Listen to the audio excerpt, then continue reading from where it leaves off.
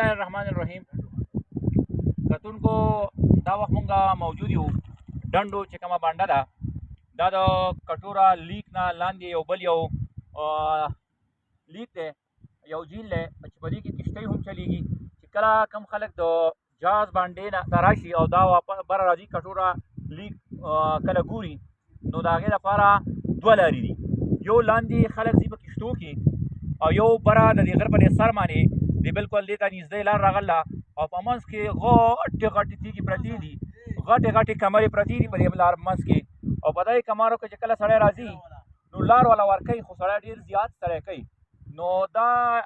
یو لیک دی چې کم کسان د کشتو شوقین دي نو هغه دی بیا لاندې راځي، او چې کم کس د پیاده سفر شوقي دي نو هغه دی بیا د دې کاڼ نه په بر سایډ باندې راځي او دا به بیا واپس بیا ځان کوم کټوره کوم لیک چې دی هغې ته